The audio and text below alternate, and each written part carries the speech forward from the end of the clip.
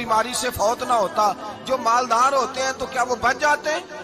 حضرت اسرائیل انہیں چھوڑ جاتے ہیں؟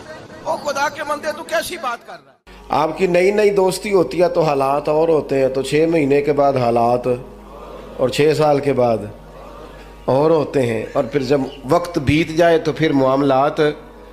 لیکن آپ کو استقامت دکھانی ہے، ڈٹنا ہے، کھڑا ہونا، مسائل کے سامنے رکنا ہے، مسائل سے بھاگ جانا، نظریں چرانا، میرا گھر میں دل نہیں لگتا، میں کہیں اور رہوں گا، میں ملک میں نہیں رہوں گا، میں ان رشتہ داروں کے بیچ وقت نہیں گزاروں گا، یہ انداز ٹھیک نہیں۔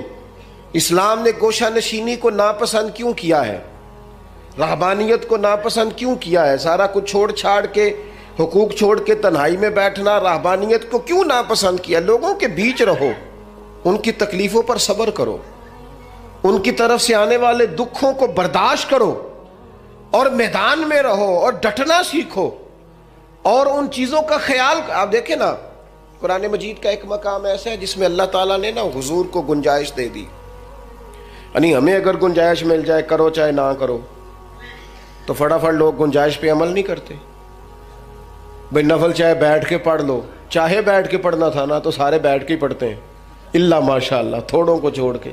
مسواک نہ ملے تو چلو انگلی استعمال کر لو، مسواک نہ ہو تو اب کیا ہوتا ہے؟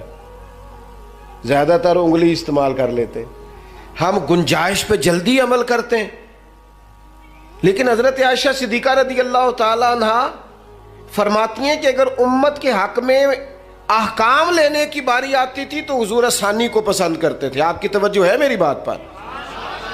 لیکن جو اپنا معاملہ تھا نا حضور کا اپنا، اس میں جو استقامت کا حسن تھا وہ بڑا دیدنی ہے۔ اللہ تعالیٰ نے نا نبی پاک علیہ الصلوۃ والسلام کو فرما دیا کہ ان الذین کفروا سواء علیہم اانذرتہم ام لم تنذرہم لا یؤمنون۔ میری طرح دیکھ رہے ہیں آپ؟ فرمایا محبوب بے شک جن کی قسمت میں کفر ہے، آپ انہیں ڈرائیں یا نہ ڈرائیں وہ ایمان نہیں لائیں گے، ان پر برابر ہے۔ آپ انہیں ڈرائیں چاہے، یہ وہ لوگ ہیں جنہوں نے اتنا کفر کیا ہے کہ اب اللہ نے ان کے دلوں پر مہر لگا دی ہے، اب آپ ڈرائیں نہ ڈرائیں سواء علیہم، ان پر برابر ہے۔ صحابہ نے حضور سے پوچھا یا رسول اللہ، آپ کو اللہ تعالیٰ نے کہہ دیا ہے کہ یہ جو پکے کافر ہیں نا، جن کی قسمت میں کفر ہے، جنہوں نے اپنے حق میں مہریں لگوا لی ہیں، ابو جہل ہے، ابو لہب ہے، آپ کو اجازت ہے ان کو ڈرائیں چاہے؟ تو حضور کیا کرنا ہے؟ تو نبی کریم علیہ الصلوۃ والسلام نے پتہ کیا فرمایا؟ فرمایا مجھے میرے رب نے روکا نہیں، اور کہا ہے سواء علیہم، ان پر برابر ہے، مجھے ڈرانے کا اجر ملے گا، لہذا میں انہیں ڈراتا ہی رہوں گا۔ حضور پیغام حق دیتے ہی رہے، نبی پاک علیہ السلام پیغام دین دیتے ہی رہے، اور حضور نے پہلے دن جو نعرہ لگایا تھا نا، دین میں آ جاؤ، وہی نبی پاک علیہ السلام کا نعرہ ہمیشہ موجود رہا۔ حضور نے صحابہ سے فرمایا کہ جب تم میدان میں چلے جاؤ، جنگ میں آمنا سامنا بھی ہو جائے، صف بندی بھی ہو جائے، تلواریں نیام سے باہر بھی نکل آئیں، پھر بھی پہلے لوگوں کو دعوت دین دینا۔ اگر کلمہ پڑھ لیں تو پھر ہمارا ان کے ساتھ کوئی جھگڑا، ادھر دیکھیں جی، پھر ہمارا ان سے کوئی جھگڑا۔ اپنی زندگی میں استقامت پیدا کریں، مضبوط رہیں۔ ہمارے بچے نوجوان ایک کام شروع کرتے ہیں، 6 ماہ کے بعد دوسرا شروع کر لیتے ہیں، پھر اگلے 6 ماہ کے بعد ان کا پروگرام کوئی اور بن جاتا ہے، پھر 2 سال گزرتے ہیں تو کہتے ہیں میں اتنے کام ہی نہیں کرنا، میں باہر جانا۔ او بھائی تو کہیں ٹھہر تو صحیح۔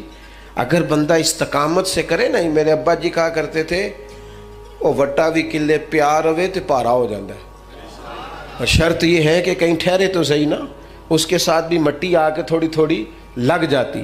زندگی میں استقامت ایک سبب۔ دوسری بات یہ، استقامت کس کو نصیب ہوتی ہے؟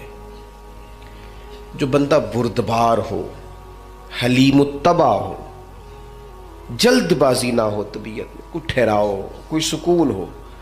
ہمارے ہاں نا لوگوں کو جلدی بڑی ہے، بڑی جلدی ہے، امیر ہونے کی بھی جلدی ہے، بڑے ہونے کی بھی جلدی ہے، اور بعض لوگ ایسے ہیں جن کو ابھی 6 مہینے نہیں ہوئے، نماز شروع کی، انہیں ولی بننے کی بڑی جلدی ہے۔ وہ کہتے ہیں میں پورا سال ہو گیا پیر صاحب کے پاس آنا ہوں، ابھی تک کامل ولی کیوں نہیں بنا؟ او بھائی تو ٹھہر جا، تھوڑی سی نا طبیعت میں حلیمی ہو، بردباری ہو، مزاج میں ٹھہراؤ. جتنا آپ اچھا جن کاموں میں جلدی کا حکم ہے ان میں جلدی کرتے نہیں. حضور علیہ الصلوۃ والسلام نے فرمایا نماز کا وقت ہو جائے تو ادا کرنے میں جلدی کرو.